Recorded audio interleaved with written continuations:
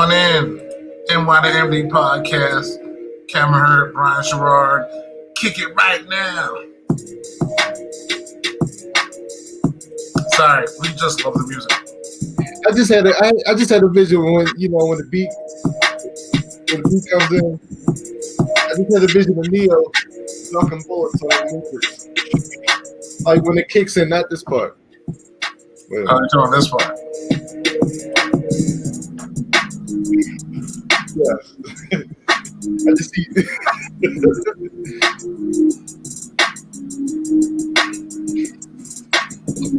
All right, I guess we should start the show now. Oh yeah, that beat never gets old, man. No. Till this day, the beat is good. Till this day, love that beat. All right, welcome in everyone. Happy pay out of pocket too much money for things holiday, as we also known as Valentine's Day. So first on Valentine's Day show, of course, which means we haven't done the show during certain leap years and like 6 years or however. It would be long to get back to a Sunday, if it would get back to a Sunday. So welcome in NYMD podcast here on this icy Sunday morning. Please, everybody, at least in our area, if you go outside, be careful. Do not go out, y'all. Yes. So I'll put some salt outside because it taints pretty out there. Yeah, it's dangerous, man. It's icy and it's not cool. So, but thank you for joining us. We're here on StreamYard, of course, on YouTube. You can find all our social medias, Facebook, IG, and the Twitter. Yeah. Also, as you know, where our podcast is everywhere: Google Podcasts, Spotify, iHeartRadio. Wherever you find podcasts, you'll find them on MD Podcast. And we appreciate you guys listening. So I was just talking about it not being pretty outside. And speaking of not being pretty, we had a Super Bowl this past week. Hey. And that was not pretty. I thought it was actually pretty good. Yeah, I didn't watch the whole second half. Wow. Is this the first time you haven't watched like the entirety of the Super Bowl? I even watched the ones with the Rams. That was bad. With the Rams. No, we watched that. What I'm saying. Like, I remember I even watched that is what I'm saying. Oh, okay. I was going to say, because we were together watching Yeah. But we were dude, that game was like me losing a tooth without Novocaine or something. Like, it was so – because you're like – but this – to me, it was – not saying you expected that from the – I mean, that game was 13-3. That game was I don't know. It's almost – I really feel like this game was when you're driving out on – from where we are, like 695. Mm-hmm. And you see a Mercedes or a Porsche or Maserati or Bugatti or something stuck on the side of the road. Just a real expensive car that just can't move. That's how I felt about the Chiefs. It was just this Porsche that could not get out on the road. It just kept sputtering. You couldn't figure out what was wrong. You couldn't tell what the issue is. It just was not running correctly. And eventually it just had to pull over and wait for help. Yeah, but then you had the 1984 BMW that was just in the vintage one, yeah. That was just kept humming along. Yeah, it was kept humming along. Obviously it's still finally tuned. Yes, finally tuned. Even though it has some of its parts, namely Gronkowski, aren't 100% healthy, they still work. Oh man, but I'm surprised you didn't watch the whole thing. Like I couldn't. I knew it was over. I think. How did you know? But I mean, like this is a team where in Kansas City they've had comebacks before. You know what I mean? You're 100% right. Even my wife was like, "You're not going to turn back to the game to see if they scored." I'm like, "They're not scoring." Wow. And then at a certain point, it was too far. It was too much. And that was probably like in the second half. I watched the kickoff because I'm like, they have to score because they got the ball for the second half. So I'm like, this is when they have to score. And they didn't. I mean, a touchdown. They didn't. And I'm like, this is done. This is done. They can't even get in the end zone.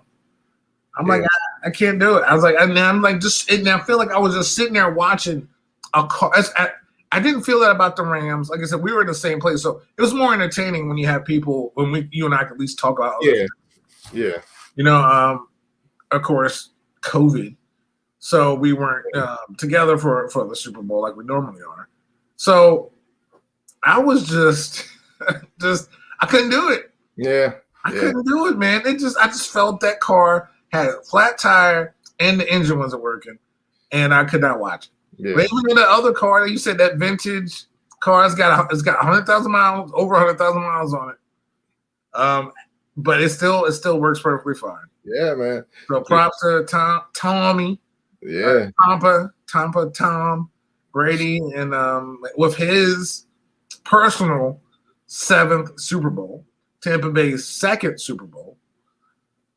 And now Tom has more Super Bowl victories than any franchise in NFL history. So here's my question. Okay. And what's up, Doc?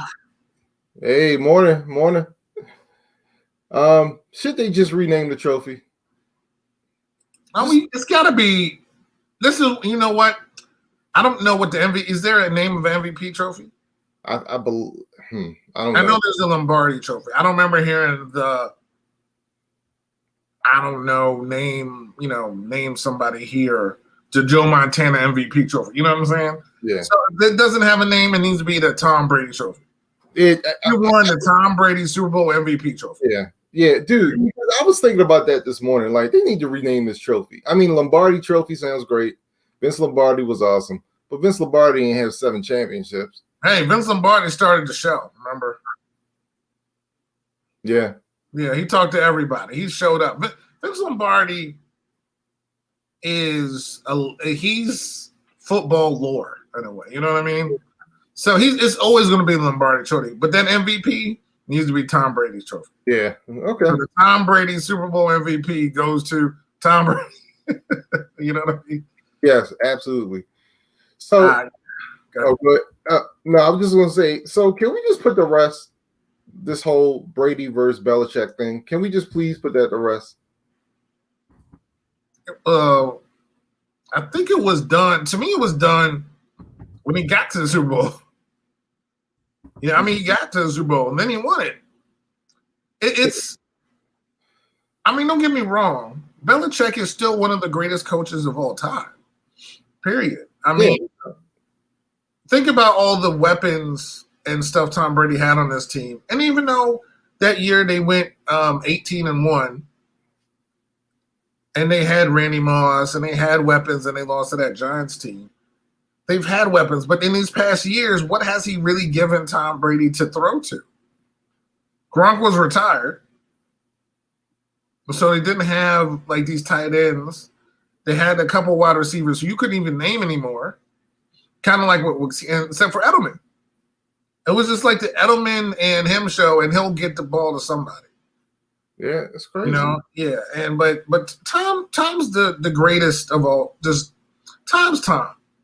Tom is getting his flowers now. Tom is there is no dispute. There is no argument. There is nothing. Tom is the absolute top of the heap.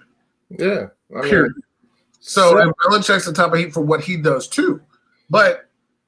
In almost any sport, the players, to me, the coach makes the players better, but it's always the players to me. There's always the players, man. The players. Like again, I go back to, and I know we bring this up in certain cases, but I still go back to Michael Jordan.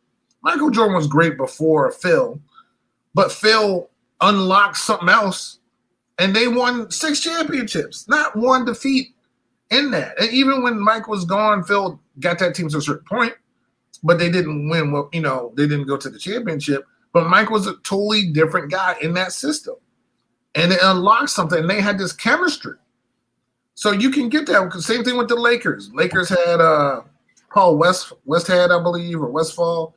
They fired him. They got Pat Riley, and him and Magic were Magic. Yeah, Magic was still Magic, but Magic with Riley, that was a whole different show. Yeah. So, but Magic was still great. So it's to me, and I feel like LeBron makes that argument too. Like how many of the head coaches that's coached LeBron have been great head coaches? None of them. Except for your dude down in Miami. He's a good coach. Yeah. Spoelstra. Yeah, definitely. Eric Spoelstra, yeah. I give that to, but he was still young at the time. It might have been like 3 or 4 years in. Yeah. But David Blatt and Tyronn. Okay, yeah, Mike Brown. Like, come on, LeBron made those. Or even the one he won with last year. He was good, but Rick Carlisle. That's not Rick. Was it Carlisle? No. Yeah. No, it wasn't. Was it? No, I forget who their coach. Yeah. They'll tell you something right there. I know. Exactly. We could name, Pat Riley's and Jackson's and Belichick's right off the top of the head, but you can't name any of LeBron's coaches. Like, right, Mike the Mike. Like you said, David Blatt, who, mind you, that was David Blatt's only season in the NBA. How many times has a player taken a guy to the finals and the next season the dude's going out of the league? It's crazy. It's crazy. So it's oh my god. But so it's always the players, man. It's always the players. It's always the players. And you can't. I think that's indisputable. The coach unlocks the greatness in the player who performs out on the field. They have to execute. Coaching matters too. Don't get me wrong. It does. You gotta. But strategize. But at the end of the day, it comes down to the players. Now, here's my question. No, real quick. One of the things that I did like about the fact that Tampa won, and I totally forgot about this, is that speaking of coaches, they're diverse coaching staff, man. Yes. I posted it on Facebook.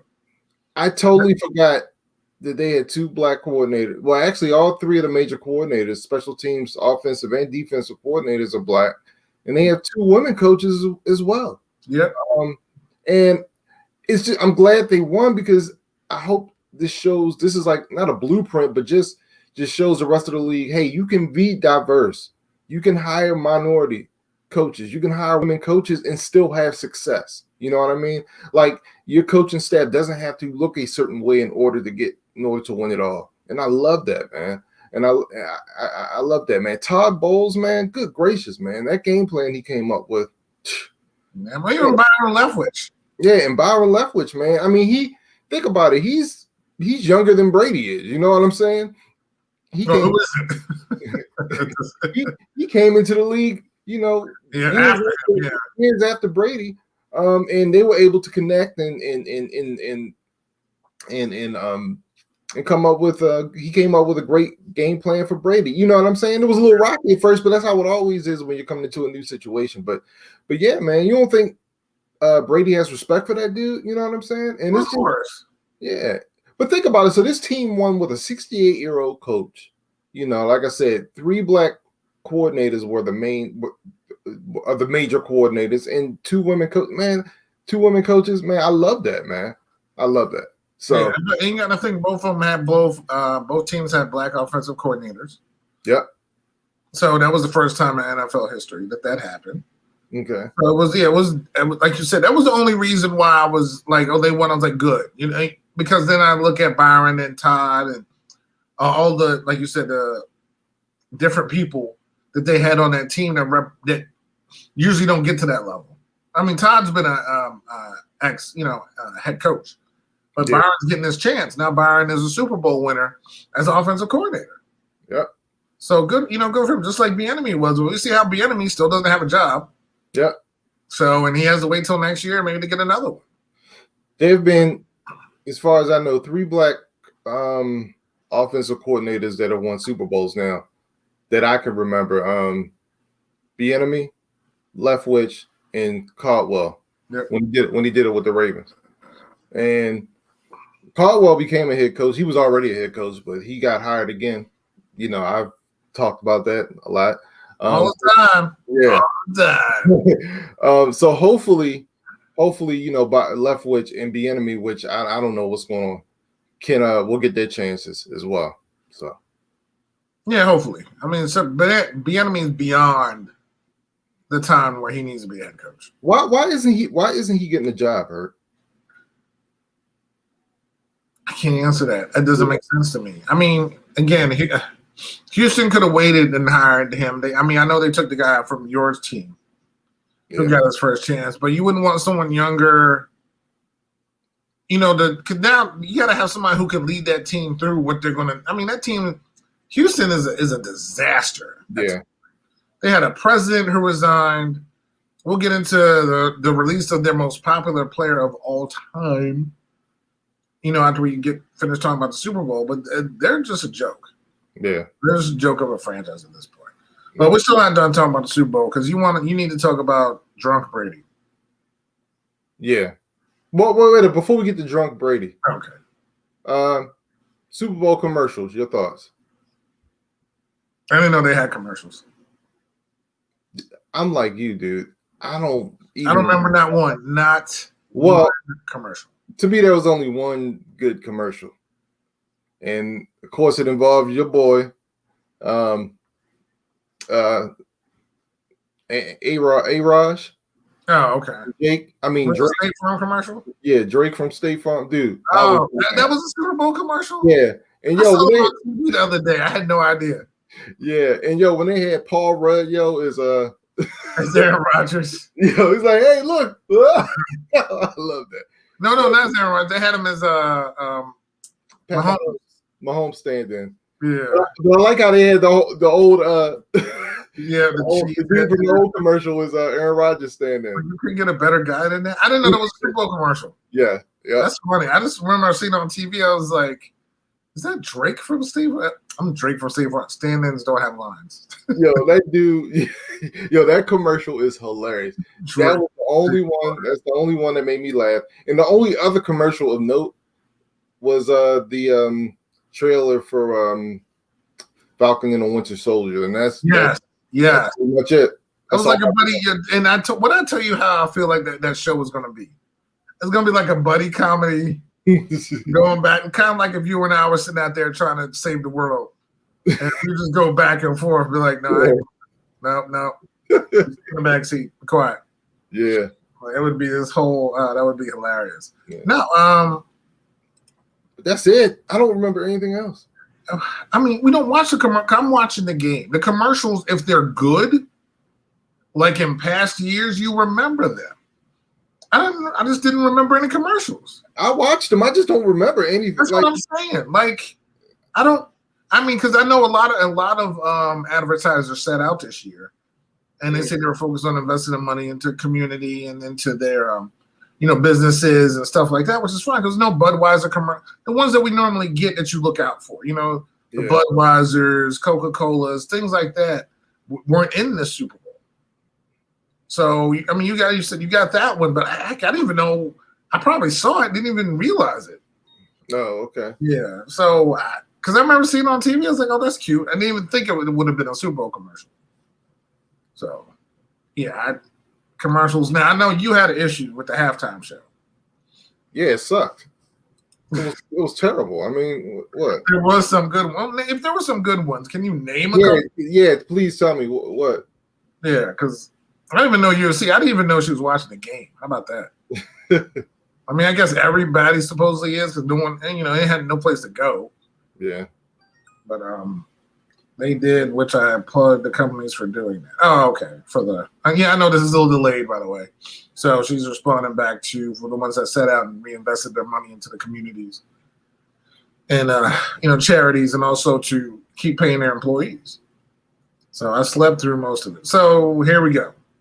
That's exactly how's the Super Bowl. I had good commercials. I slept through most of it.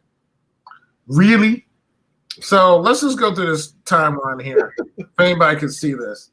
Commercials were the best. How do you not watch commercials? There were some good ones. I slept through most of it.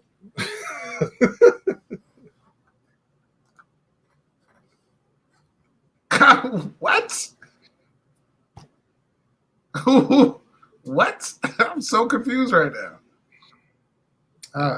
By the way, Doc, we need your list of your you and can't wake me up. Yeah, as you woke up and remembered what they were. Yeah, I stand by.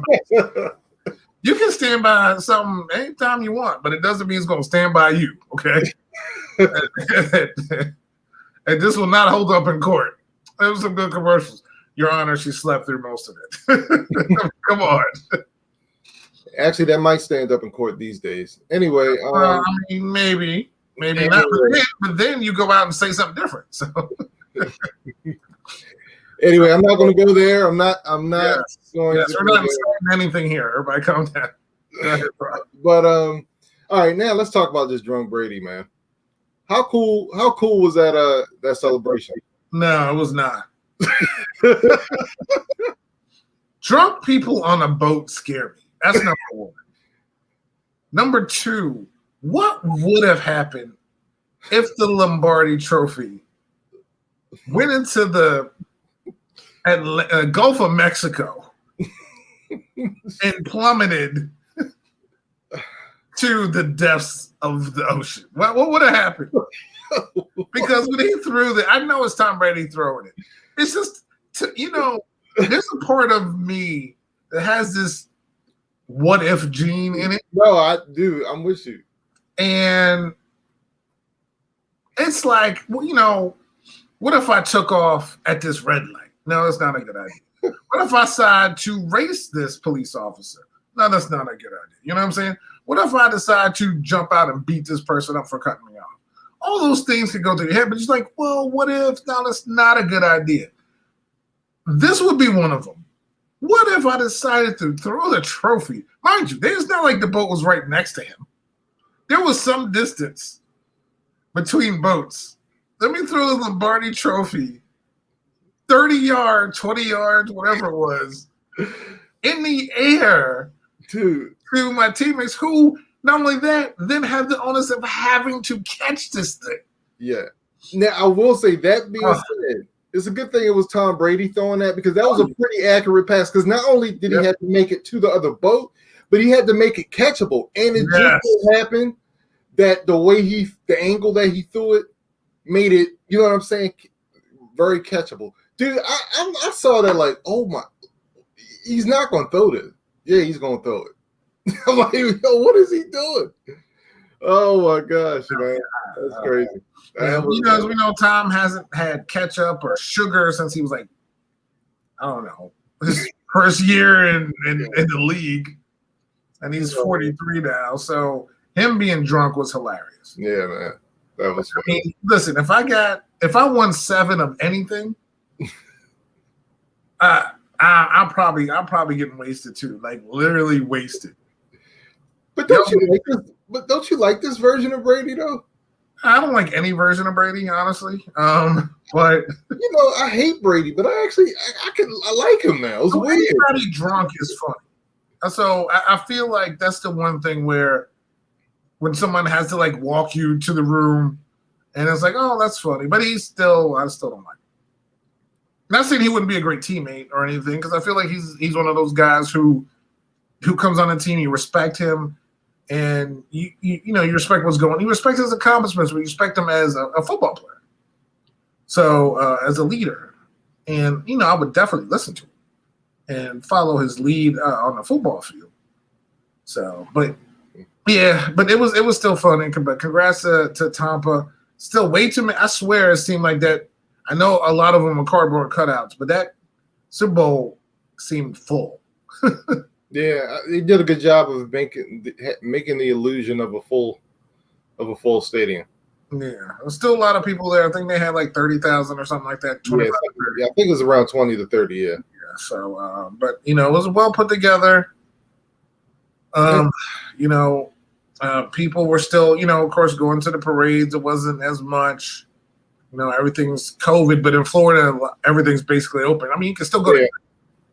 So you can still go to Disney Universal Studios. Yeah. So, I mean, you got to wear masks and stuff, but still, it's still open. Yeah. So it was halftime show. You hated it. Yeah. You don't like weekends. You only like weekends. It doesn't have anything to do with that. The weekend's fine. I only beats with. I was like, you don't like weekends. You only like weekdays. But no, but it was a boring show. I feel like, again, this was what I call the COVID halftime. Usually everything is more interactive. fans are involved. You get people out of crowd. You do, and supposedly he put money into this as well. So I don't even know what they were giving him to do for the Super Bowl, to be honest. So if he said like $7 million of his own money for that, I don't know what you're going to get out of it. I mean, I don't know what the thing is, you're not working closely with people. I mean, you have probably everything had to have a code to it. So even though he had the dancers, all those dancers had masks on, I'm sure, their face was covered in a way. So it was different. I like his songs. I think he did the best that he could given the situation. I don't know what other ideas, but since you didn't like it, one of my questions to ask Brian 3 questions. We have 2 more after this one. How would you have made it better? Bring somebody else in with him who can actually perform. He's a singer. He's not a performer. What if they are not coming in due to COVID? What if you can only have one? It's the Super Bowl. It's free advertisement. I mean, Well, then they probably could have got somebody better than The Weeknd then, if that was the case. Oh, no. Like, think about it. Like, you've had these things in the past where you've had these big stars, but they brought in side acts too. Before COVID, yes. What difference does it make if it's COVID or not? You couldn't find somebody to. No, you know what he should have did actually. Here's what they should have did. They should have took her and had her up there as a part of the halftime show. Oh, her name's actually Her, people. I don't want y'all to get confused. Everybody like, who's Her? Yeah, no, Her is Her. Yeah. That's who Her is. By the way, I thought she did awesome. Oh, she did great. Jasmine Sullivan did great. Yeah. The guy she was singing with, the country person who I love that duet, man. I loved it. Yeah, that was great. It was both did really, really freaking well. Yeah, but I think if you took her and incorporated her in a halftime show, maybe you could have, but it's still, maybe she just rolled out. I don't know. Maybe her and him didn't have any songs together. I mean, when it comes to, in all honesty, I'm not trying to diss The Weeknd. I'm not. To me, if this was a regular Super Bowl with people, we wouldn't even seen this dude. Right. So to me, this is the guy you got because this is the situation. Even though there's still millions of people at home, they get the biggest of the big names for the Super Bowl. And The Weeknd isn't one of them. But it's like, well, we can get him, and he put money into this thing and stuff. I mean, he wanted to advertise. Good for him. Like I said, I like his songs, and I got his first song correct. I knew he started with Starboy, so I was happy about that. I'm still mad he didn't do the one from the Black Panther though. Yeah, I was really. I mean, even though that's kind of a tough song to kind of, rock out to. I'm ready for a war again. To kill again. It's all the same. You gonna save me from myself. It'd be tough to kind of. But I mean, the reason we got The Weeknd is because of what's going on. So I was surprised. I enjoyed it. I honestly thought he was just going to be standing there singing. So I'm glad we got some scenes. He moved throughout the place. We got dancers. We had lights. We had, fireworks. So I was totally fine. Okay. So, are we going to see the Super Bowl again next year? Are we going to do what? Are we going to see these same 2 teams next year? No. Of the 2, which one do you think wouldn't be back? I wouldn't be surprised if we see a Chiefs versus Rams, Chiefs versus Seattle. Wait. Skrrr! Let's rewind this. What did you say? Chiefs versus whom?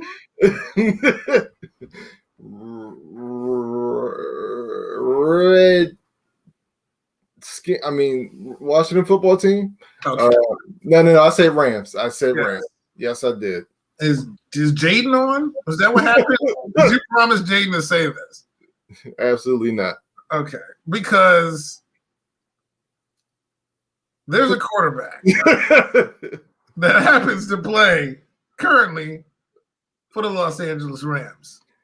You see, like, yeah, next year's in SoFi too, right? Oh, I think it is. I think you're right. We're not going to have back-to-back seasons of this, of a team playing in their home stadium. We're not.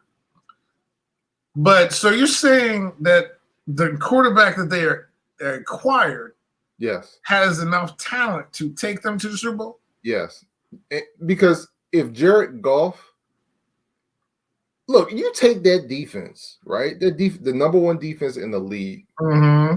and you put them behind Sean McVay's offensive scheme. If Jared Goff could get that team to a Super Bowl, there's no reason why Matt Stafford can't. Will he win it? I just wanted you to say his name. I know. This makes me happy. We got to bring this. I got to get it in somehow every week. Listen, I wasn't going to bring up Mike Trout today, but you said something positive, so I'll say something positive about Mike Trout. He plays baseball in the same city as Matt Stafford. So if Mike Trout and Matt Stafford were walking down the street in LA, who would get recognized first? Matt Stafford.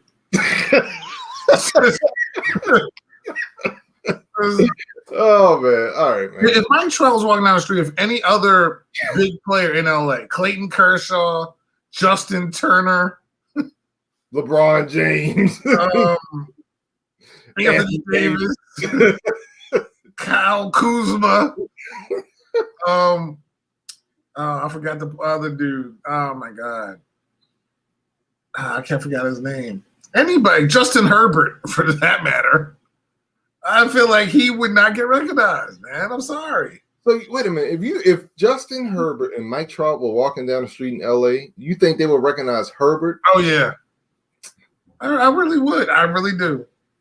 I don't even know. Because every time I watch an Angels game, I see like 7 people there. I don't. Okay, all right. But he needs some help. This is a game. You can't do it all by yourself, as we know. He's statistically one of the best players ever to play.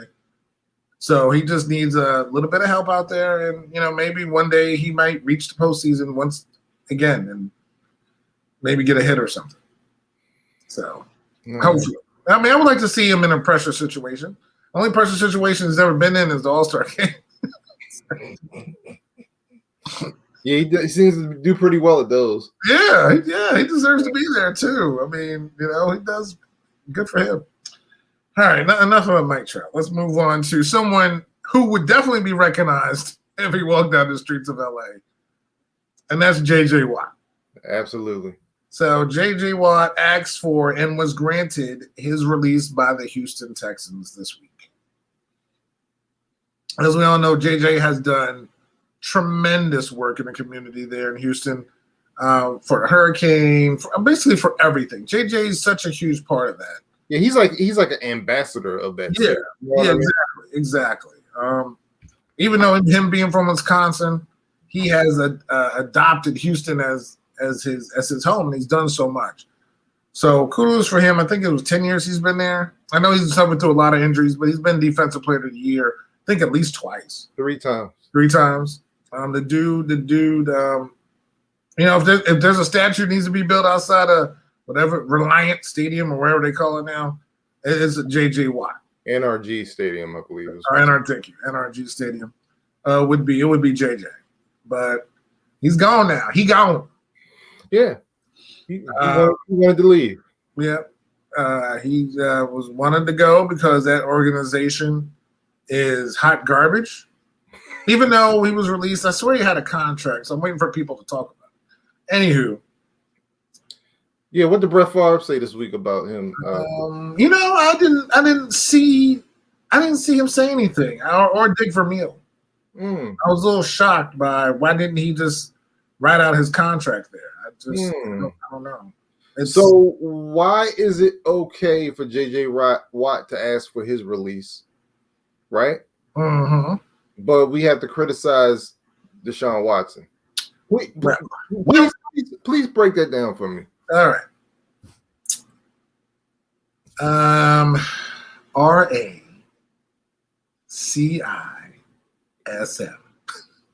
Racism. I was gonna spell relax. So I'm gonna say right. There is. This is the issue when again I take no stock. I take no anything Brett Favre says. I just never listen to because to me it's Brett Favre. I feel like his intelligence level isn't the highest. So there's nothing wrong with Deshaun. Seeing how this organization, we just had a president of their team resign this week. J.J. Watt was released after that. This team is going down the drain. And if you're sitting here and you're Deshaun Watson, this is the prime of your career. They promised you A, B, C, and D. They haven't done, E, F, or anything else. You got to go. Why am I staying here?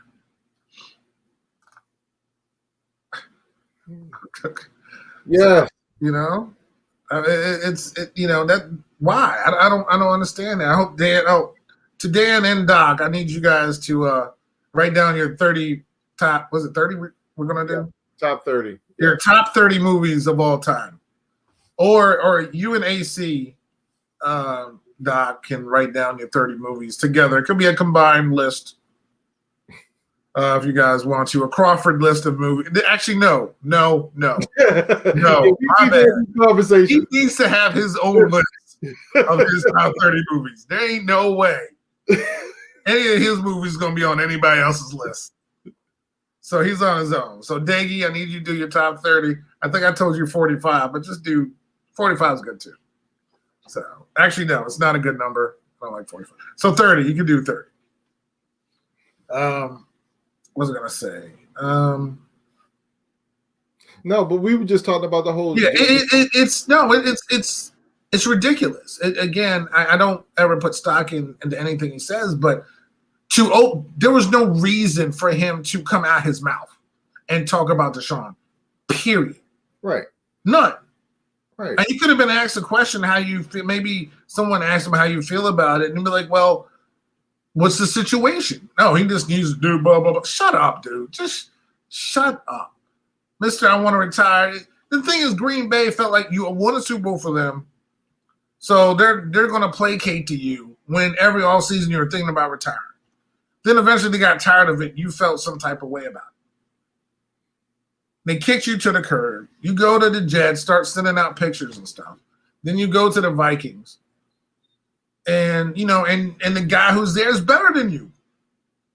There's no reason for you to sit here and start talking. Like, Deshaun did nothing to you. Deshaun is asking if Deshaun played for a successful franchise, to say it was a successful franchise, and he the head coach, say it was only just how sometimes head coaches and players don't get along. If it was just a head coach situation, dude, you got to ride that out. Get past it. You guys are winning, whatever. These people in this organization are resigning, leaving. There's the GMs, the presidents. J.J. Watt, a long time ago, that dude was for this season. Remember during the season, J.J.'s like, there are people in here who quit. Like this, or he's like, I don't even understand what's going on here. And Deshaun was saying the same thing. And JJ's like, I need out, and even though he's still on that contract, so you cut him.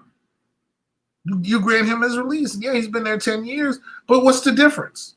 He's trying to get out of a bad situation. Regardless if you have a contract, any player or person would want to do that.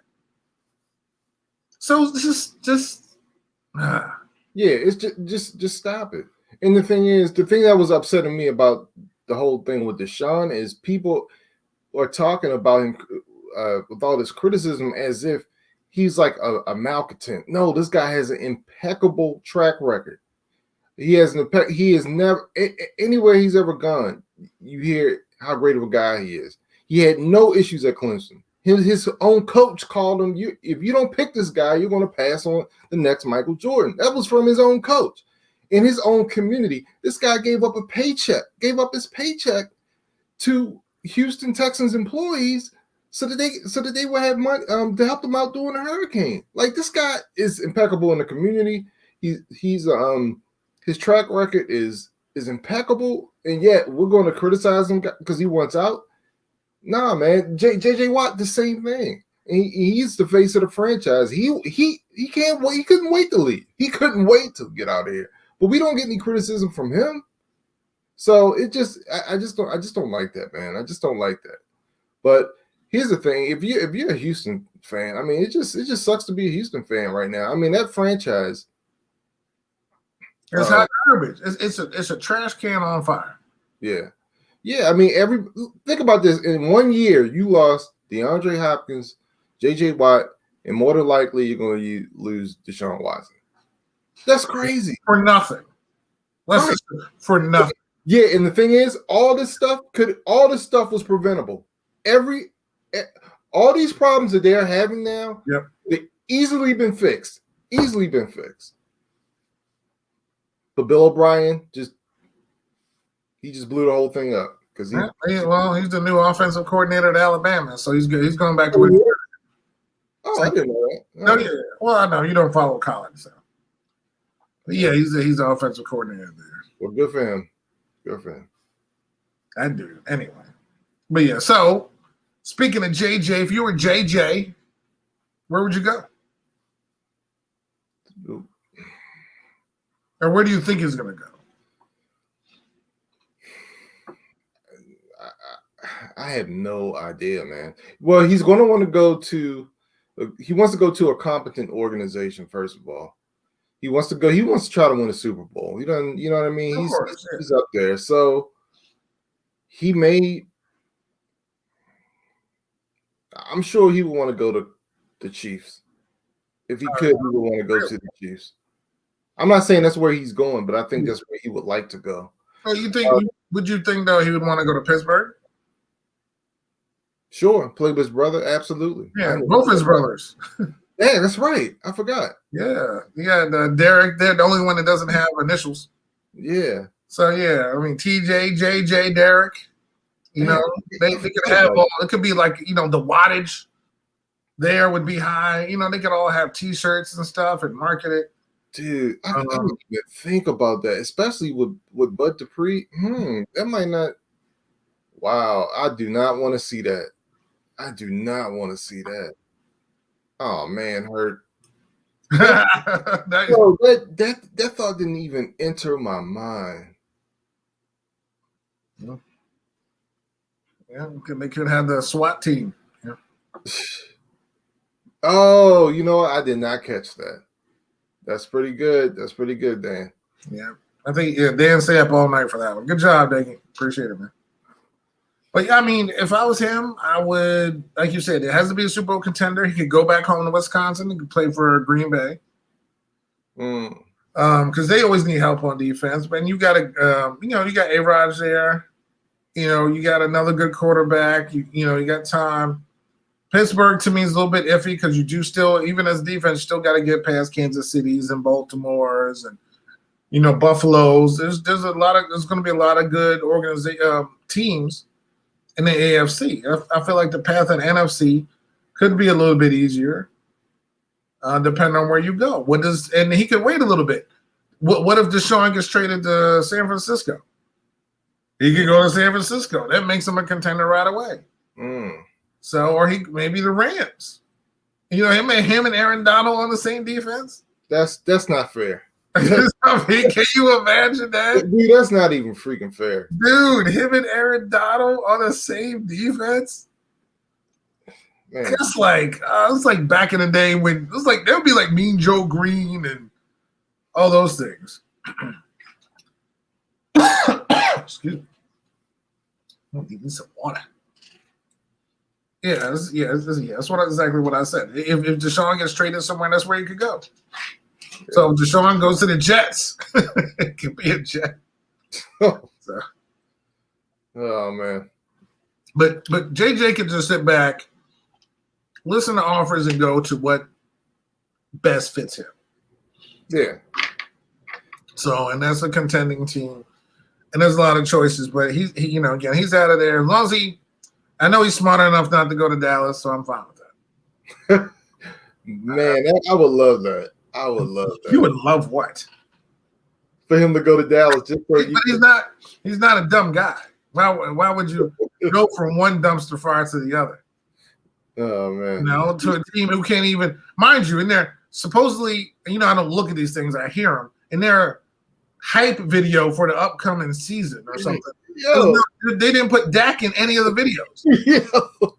What the heck? How could you not put Dak in any of the videos for your upcoming hype? First of all, why are you coming up with a hype video? It's February. Dude, I was about to say the same thing. It's February. What are you coming up with a hype video? Who are you? You coming up with a come on. Dallas is so desperate, man, to stay in the news. They had to come up with a hype video in February and leave that. Hype video. People are going to be talking about it. A hype video for what? The combine? I mean, what? What is your hype video for? Second place? What is it? Freaking, I can't stand them. But I'm glad again. I know we talk about this as my vitriol towards them has rubbed off on everybody because you see what I have to deal with. Imagine a team who hasn't done anything in 30 years being at the forefront of everything and getting some kind of respect that they don't deserve. Oh, they got a big following, and okay, the NFL has a big following anyway. Right. I mean, you could basically put on Cincinnati versus whomever, and you'll get a good rating. Cincinnati, Minnesota game or something. Minnesota, and you'll get a good rating. People, I'm like, I'll tune in. Let me see what's going on. You'll get a good rating, so it doesn't matter. They're not special. They're not special. They haven't won a darn thing. So they come out with a hype video. It's ridiculous. It's ridiculous. But like I said, this is their desperate attempt to stay in the news, to keep, it's just like, come on, man. We had to talk about the Cowboys about something. So this is it. It's just, they have to stay in the news cycle some type of way. So we're not going to give them that much. No, I'm moving on right now. So another NFL news, which is going to lead me to one of my other three Brian questions. I was like, look at Jaden. That's what I'm talking about. 17 games. I hate it. I don't like it. I hate it. Yeah, go ahead with your reason. I think it's a horrible idea. First of all, I just like the symmetry. I like the four teams, four divisions. 16 is a nice, good number, man. Look, we try to keep these players safe. In 17 games, it's just too much. You have 17 game season, then you have another 4 games possibly in the playoffs. It's too much, and it's all about greed. They're just trying to make more money. But they tell you, but we're getting rid of a preseason game. What the players don't play in that anyway. You know what I mean? So the main, the starters. So it's all about greed. It's too much. It's like I love watching football. I love watching NFL football, but there is a such thing as oversaturation, and they're getting really, really close to it, man. It's just too much. Well, heck, last year we had a game every day of the week. Yeah, thanks so much. It's like every day was a football game. Yeah, they don't need it. It's not necessary. Again, it's just all about the money. And honestly, it's not. 16 is perfectly fine with me. Yeah. It doesn't need to be a 17th game. So Marquise and I think it's Maurice Pouncey retired this week from the NFL. Both centers. I think one played with the Dolphins and one played with the Steelers. Mm-hmm. And they both retired the same. They're twins. So they retired on the same day, which I thought was, pretty twinsy of them. So in the NBA, we have the Morris twins. Actually, we also have the Lopez twins as well. So we have the Lopez twins and the Morris twins in the NFL. I mean, in the NBA. So my question to you, Brian, if you had a twin, would you retire, play the same sport, Like, you think that's something that would happen? Like, I don't know how that works. If I had a twin, we'd be getting married the same day. We'd be getting. We bought a house the same day. In the same neighborhood? Yeah, same neighborhood, same day. We're retiring the same day. Yeah, man. That'd be so. I think that would be so cool to have a twin, man. I don't know why I didn't expect that answer, but I didn't expect that answer. We do everything on the same day. We do everything on the same day. Oh man, that's funny. That cracked me up. I did not expect you to be so enthusiastic about it. Wow. Okay. All right. I guess I was just kind of after that last playoff game. Pouncey had was Pittsburgh hiking that ball over Ben's head every 5 minutes. He did retire. Oh man. Because I was thinking about last season when Marcus Morris won the title with the Lakers, and his brother, who plays on the Clippers, was there cheering him on. And I know they've always been on different teams, but those are rival organizations.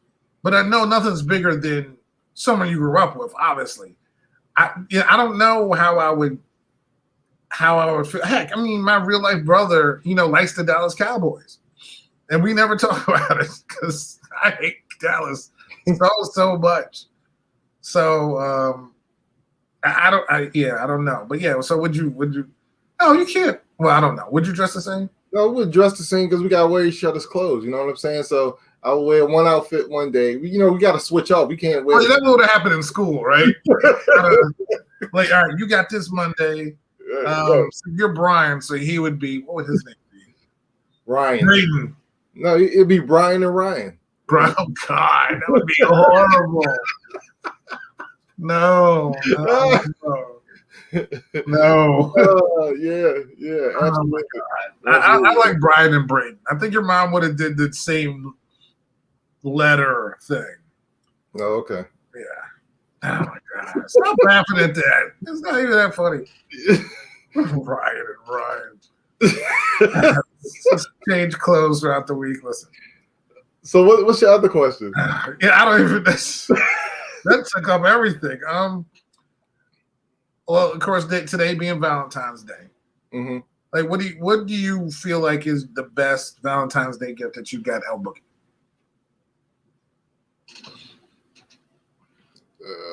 Boy.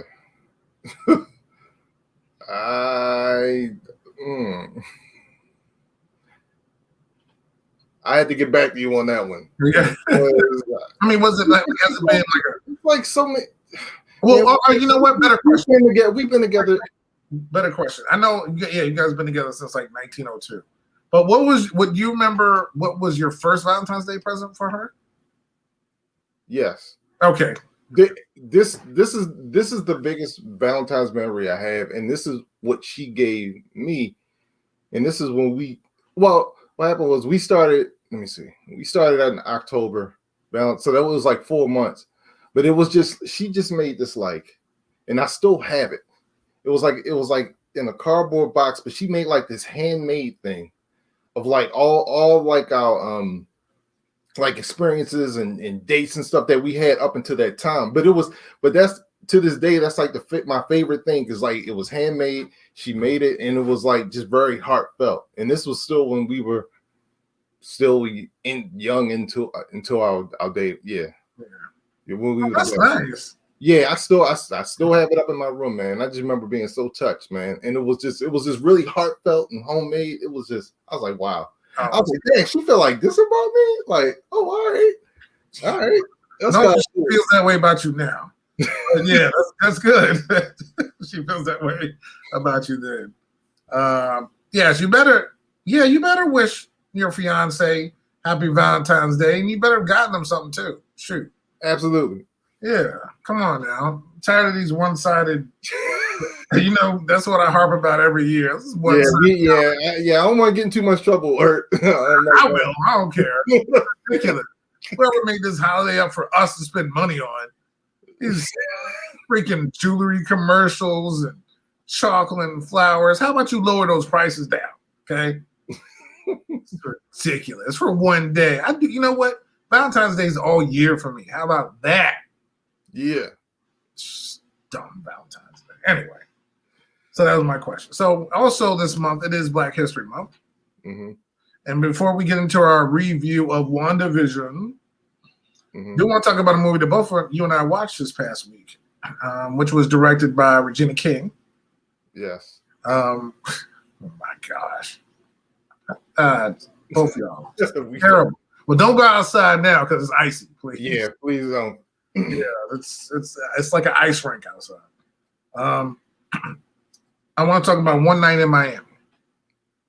Now, One Night in Miami, was it based on true events? Yes. Okay.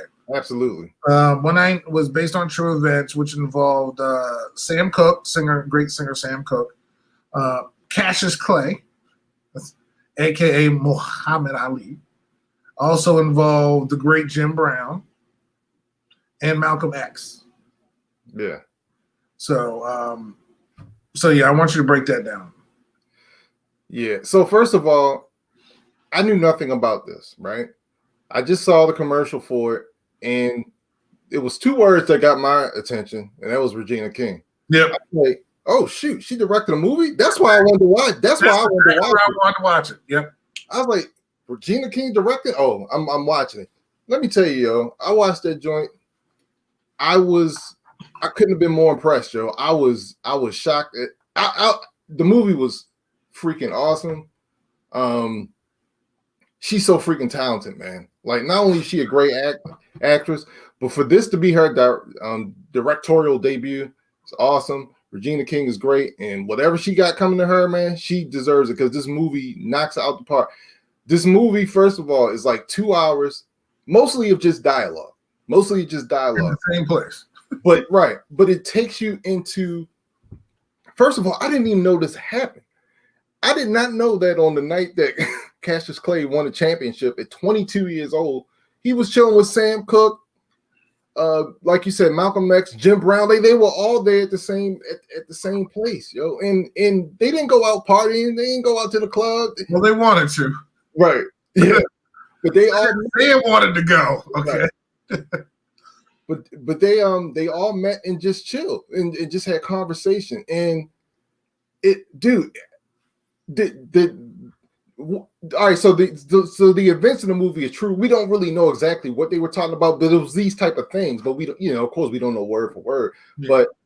But yeah, this is absolutely true.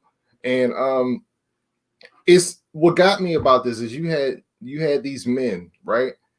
You had these entertainers at the top of their fields, but they weren't just entertainers, dude. These were people that were trying to impact. We're trying to make an impact for the greater good, man. Yep. And they had this huge weight that they were carrying, and they're trying to figure out, how do I use my platform to make even a bigger change? What am I doing right? What am I doing wrong? Mm-hmm. Am I, what? How can I make this better? Dude, I was speechless when I was watching. I couldn't believe how good the movie was, and not only that, the writing is excellent, but the performances, dude. Oh, they all did a great damn job. Yeah. Dude, there were times literally when I'm watching a movie and I forgot that's not Jim Brown, or I forgot that's not Malcolm X. The dude, I don't know who the guy is who played Muhammad Ali, but he acted circles around Will Smith. Sorry, Will, but his portrayal of Muhammad Ali was way better than Will Smith. The performances were freaking awesome. The acting is good. The writing is good. Cinematography is great. It's just, man, I wasn't expecting it to be as good as it was. It was awesome. I'm gonna watch it again. It was good, man. Yeah. What I guess the biggest part of me, I knew Jim Brown, of course. I knew also more about Cassius Clay, Muhammad Ali, because they're athletes, sports. I'm a sports person, right? So I knew about Jim Brown and his contract, and making the movies and him return early. We heard that story. Cassius Clay's conversion over to Islam. I heard that story. No, Malcolm X. We've seen Malcolm X movies, but I feel like this portrayal was really freaking good. Yeah. But I don't know about anything about Sam Cooke. Yeah. I mean, I know how he died. I know the songs he had. I know now in retrospect, hearing about how much he was supporting the cause. You know what I mean? But I didn't know there was a kind of how do you get him to that point? Man, him and Malcolm, I really thought those dudes were gonna go at. They were not each other alone. Yeah. I mean, they were just back and forth, man. Like they had to be separated a couple of times. I mean, I thought maybe Jim was just chill. He had like nothing. Muhammad Ali being a boxer was just like, all they want to do is eat vanilla ice cream. Yeah. In the room. It because I guess for us it was bigger than the room that they stayed in for most of the show. Yes. That I didn't even really. I knew they were in that one hotel room for the majority of for an hour or two, nearly 2 hours, but that wasn't my. I was into the words. I was into the actions. I was into, everything that was going on there. I didn't know Malcolm X took pictures. Yeah. Dude, I mean, that dude was just going around for camera, just snapping. I'm like, yeah. To me, Malcolm X was just the leader of, the nation. It was like that, the vocal leader, not the, Honorable Elijah Muhammad or anything, but he was that person. But I didn't know that dude had this thing where click, where he's taking pictures and he has his little photo thing going on. I had no clue, that he had that. Sam Cooke, I didn't know how he came about having that song. Bombing the Copacabana. Yeah. And how it came about that song on TV and how he, was so emotional. And because, we've heard that song ever since we were born. Right. Dude, I will never listen to that song the same now. Exactly. Dude. Seeing him and even that, but that's what I'm saying, that portrayal of him on TV, singing that song, and I'm sitting there in my head singing that song, and I was just kind of getting welled up, and he's getting welled up on TV, because that's what we all, being African American, that's what a change gonna come. You know what I mean? And I was, dude, they did remarkable. Regina, who was on SNL last night, surprised you didn't know about that. Yeah. She's just. I don't know. I don't know where she is on my list now, all time, but she's up in the top 5. There's not one part that she hasn't done that's not good. No. From 227. Brenda 227 talking about Calvin to this. Yo, she's been on TV a long time, and she's taken on different roles, and she's banged them all out. Yeah, man. I mean, banged them all out. There's nothing that she. I can't think of anything bad that she's. You know what I mean? That she's done. No, she's that talented. We were talking last year her performance in Watchmen and how she just blew that out the water, man. And then she comes with this. I mean, and that was a more physical role. Yeah. So it was, again, kudos to her. Kudos to those actors. They all did a phenomenal job. Yeah, dude. Great movie. If you haven't seen it, please see it. So now I gotta watch the Judas and the Messiah, I believe. Yeah, it's funny. That's not. It's funny. Me and Les were just talking about that. Yeah, we gotta watch that. Yeah, we'll be talking about that because I will be watching this week. Yeah, same here. We'll be talking about that next week. But of course, we got to finish off the show with our favorite weekly program. Yeah. WandaVision. Yeah. Dude, it just will not disappoint. Oh, wait a minute. Hold on real quick before we say it. Yes. And why am I sneezing? Why am I sneezing so much? It's live TV, folks. Whew, excuse me. Yes, just give it to her now, because I mean, man. Oh yeah, she's great. I think she's getting them now, but that's how good she is. She won the Best Actress for a movie, right? Yeah, if Bill Street could talk, she won. She won Best Supporting Actress. Yeah, she's so talented. She could be a supporting role, or she could be the lead. Like you said, Washington was all her. You know, I mean, she was so good at it. So even if I watched it from episode 6, she was still good. Don't see. All right, let's go to WandaVision. Get you upset. All right, so WandaVision, of course, comes out 2 a.m. like on a Friday morning, and you watch it at 2:05. Stop saying that. I don't watch that early. Sorry, 3:33 a.m. that Friday. You wake up from your nap. I don't know how they keep getting better, dude. And of course, spoiler. We're talking about WandaVision. If you haven't watched it yet, it's fine. If you can turn off the show and come back to it. They just keep getting better, man. Keep getting better. Just everything in that show. Yeah. Every week, and which is why it's so good. You kind of everything you're thinking, it's the opposite the next week, right? And it's like, wow, what is really going on here? Yeah, I'm still trying to figure it out, but I like the fact that we hit the 90s, and although I was hoping maybe they would do like a homage to like Fresh Prince, instead we get Malcolm in the Middle. Yeah, which is cool. Yeah, I mean, because we forgot about that show. yeah, because I was like, I wonder what they're gonna do, and as soon as I was like, oh, they rocking Malcolm, which was still cool, which was still, I mean, good. Yeah. So that's cool. It's cool. I like the whole sitcom theme that they do. Well, that pretty much, that's the theme of the show. But my biggest question this week, where all these kids come from?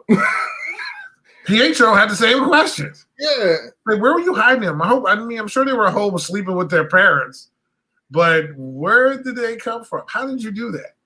Yeah. She's still just like, I don't know. And so what is she doing with the kids? Like, what? You know what I mean? Like, what is?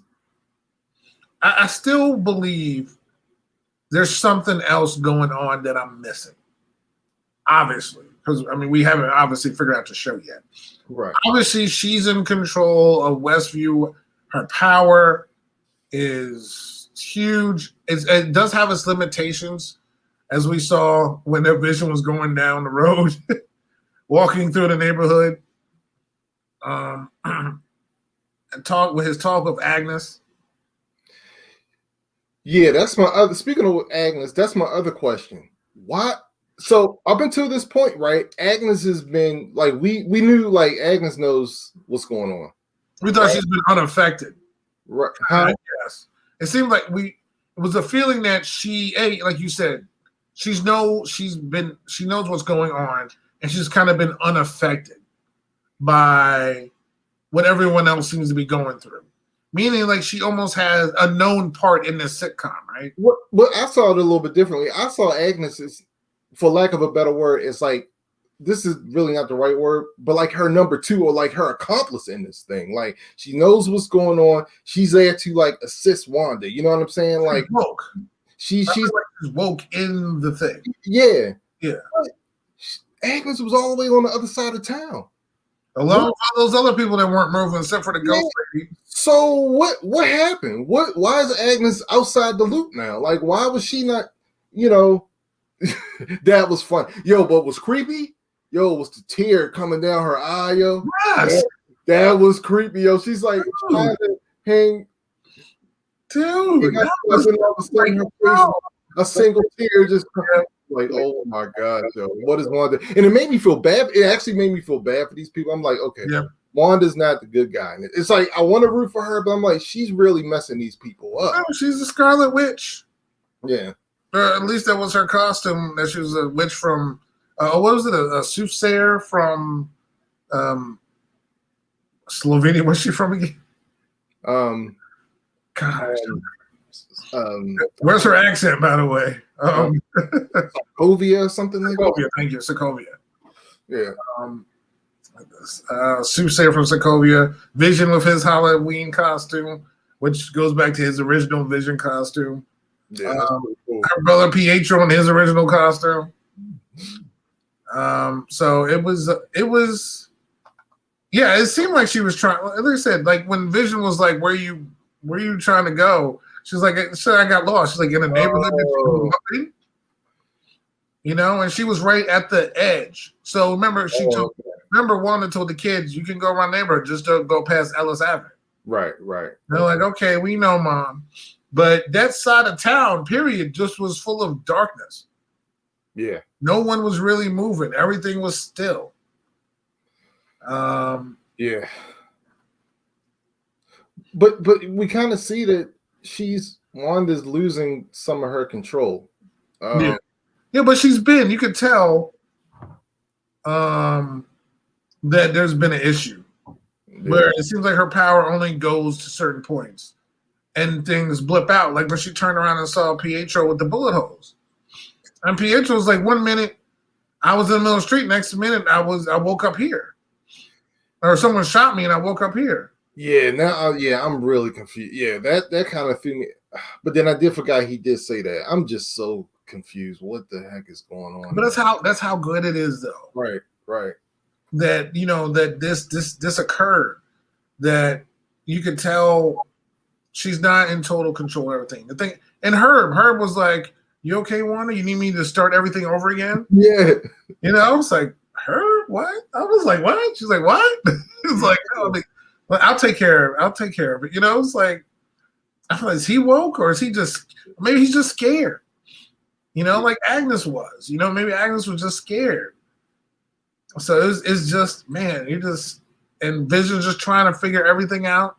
Yeah, Vision's like, he's just done. He's like, I gotta get out of here. Yeah, the dude's like he's really trying to get out, and he's basically killing himself to get out. He's falling apart and everything. Ellis was the president during Iron Man 3 and Civil War. Oh, wow.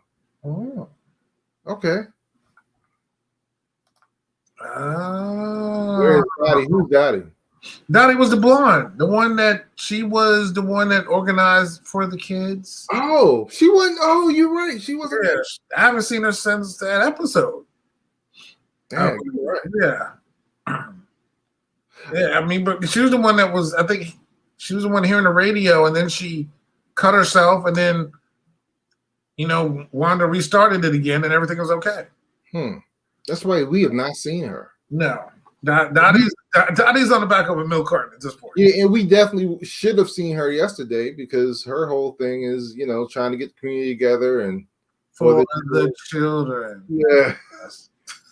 Another one of my questions is, okay, so one of the things we see Wanda's kids and they're starting to manifest powers, you know what I mean, of the siblings pretty much. But who are these kids? I'm really confused with that because Monica says that no, they're not fake, they're really hers. But how is that possible? Well, she manifested them.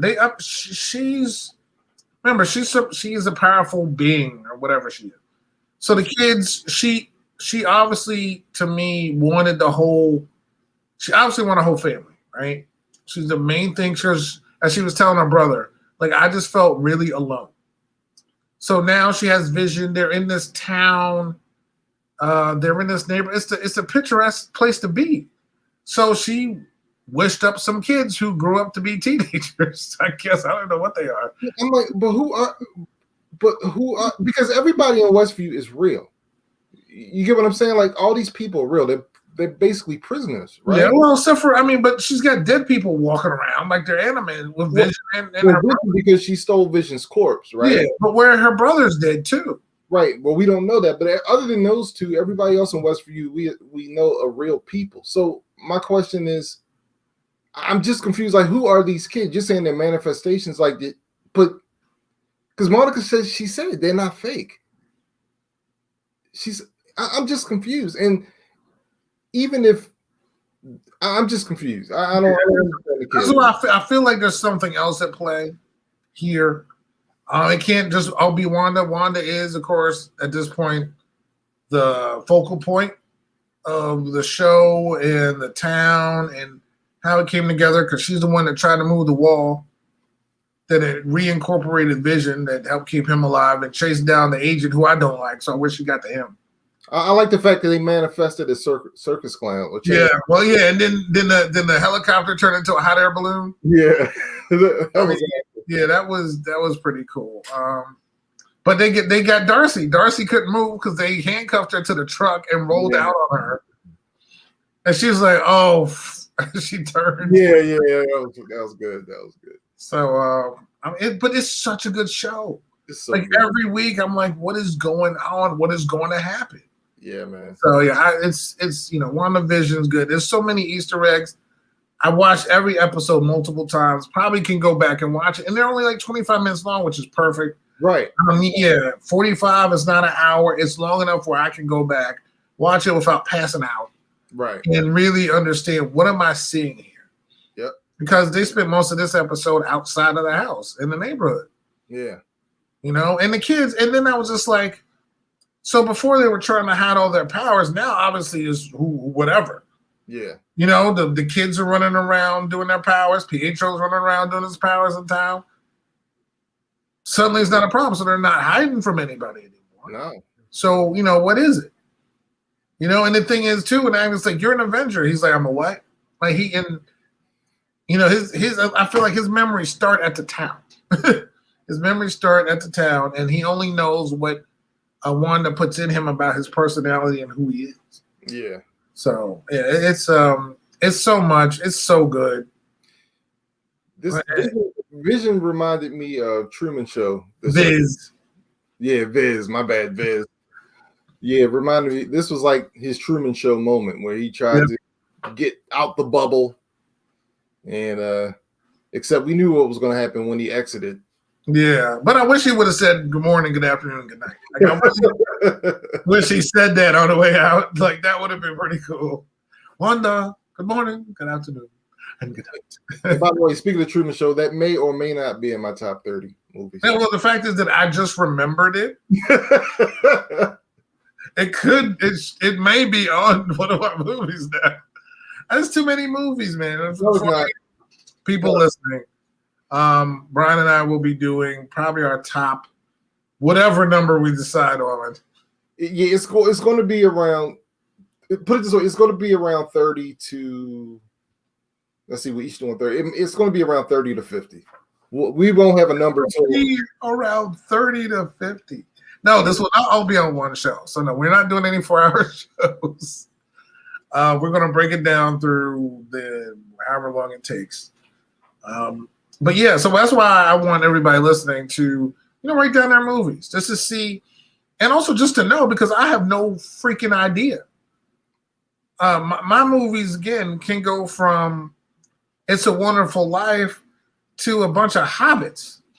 So it just goes everywhere. I'm like in almost every genre. But see, that's what makes it so good, is because we're gonna have different genre of movies. You know what I'm saying?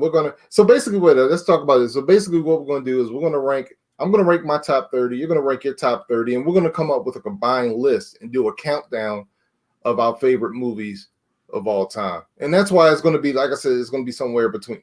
Wait a minute. I know Dan just didn't put Howard the Duck on there. Wow. I'm sure he's lying about that. I hope so. There's no way. Anyway. When we get your official top 30, Daggy. Oh my God. They keep making us make lists. Listen. You got time? What else you got to do? Stop it. But no, he needs to make his own list. AC needs to make his own list. So your top 30 movies and AC's top 30 movies. And no, Bad Boy would not be on any list. I'm just saying. Let him know that right now. No, but yeah, so you're going to be your top 30. I'm going to do mine, and we're going to combine and have a list. I'm thinking it's probably going to be top 50, and we're going to break down about maybe 2 movies every week and just give our thoughts on why these are our favorites. Yeah. Listen, you can do a list of whatever you want to do at home with yourself, and have it put up in a house. We're not doing a list of little known movies. You can do whatever you want. You're grown. So He could have that. Yes, AC's movies will be horrible. As he said, it'd be for the culture movies, but no.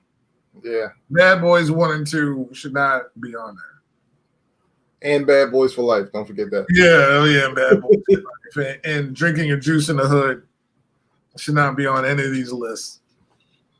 So yeah, but yeah, this is pretty fun. Like I said, I started my list. I'm trying to come up with my top 100, and I made it to about 70. How can you even get to 100? Are you just putting out like the Smurfs movie? Are you just throwing things? I'm putting down movies that are my favorites. Basically, the way I'm doing it is I'm going through the decades. That's the easiest way for me to do it, is to go through the decades. And that probably is a good way to go about it. Yeah. Because there's things I forget. So what little known movies are you talking about? I have some little known movies on my list. So yeah, I just think it's just a movie list. Like one of the movies that I have on my list, no one saw. So, but it actually had Vision in it. To be honest with you. Oh, yeah, Vision was actually in that movie. That's where I first met Vision. So, and I love that movie. Yeah. So if you want to have Howard the Duck on your list, that's fine. We're gonna talk about or Guava Island. Oh, Guava Island with Is that the one with my man? First of all, saying that was a great. The only reason that was a great movie was because the Wayans was in it. Donald Glover and Rihanna. Is that Guava Island? No, that was Mango Island. Is that the one with Rihanna and Donald Glover? That was Mango Island. Oh, okay. But yeah, so that should be fun. We're gonna work on that. And we have some other things. Danny Glover. Was it Lethal Weapon? I said Donald Glover. What is it? Lethal Weapon? Childish Gambino. No, it was Danny Glover. It was Lethal Weapon. Lethal Weapon out there. That's all it was. Oh my God. Danny Glover. Man, you know what? Danny Glover has had a very, speaking of actors that we don't think about, like that dude has had a very interesting career. Yeah. He going from The Color Purple, bunch of other movies, and Lethal Weapons, and he pops up from now and again in other movies. Even now. By the way, speaking of movies, right? After I watched One Night in Miami, like you said, Jim Brown pretty much retired from the NFL. He said, I'm going to become a movie. So I actually looked up his filmography because the only thing I really remembered him from was the one he retired on that he was filming at the time. No, not even that. Okay. No, but movies I've actually remember seeing Jim Brown in where I'm going to get you sucker in The Running Man. That's good. Yeah. So I actually looked up his filmography. That dude was pretty much in a movie, made an appearance in a movie every year, pretty much since that time. So he definitely made the right decision. Right? Yeah. Listen, man. You don't want you don't feel like you're being appreciated.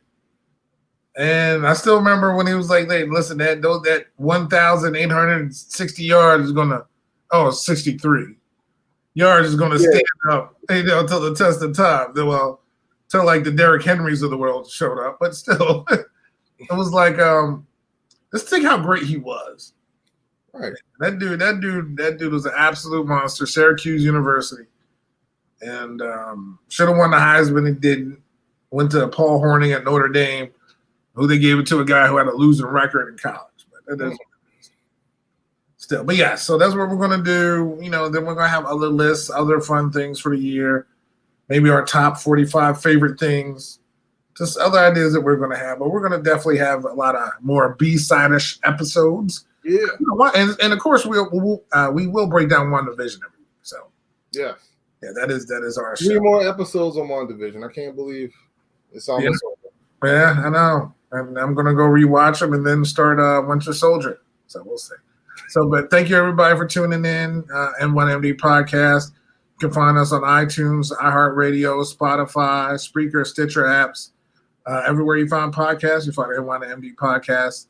Of course, we're here on StreamYard, YouTube. Subscribe to us, like us, leave us a comment. We appreciate it. Or talk on the side like everybody does on. No, we be on. Nope, we on this side. Nope, that side. Nope, that side. No, this side. Oh, that side. And just like I said, just comment on everything just on the show because we appreciate all the comments and people tuning in. And of course, on our social media pages, Facebook, our IG, and the Twitter. So, NY to MD podcast. And thank you, everybody. Happy Valentine's Day. Be safe. Put on your skates because it's icy outside. And we will see you next week. Peace, y'all. Wear your masks.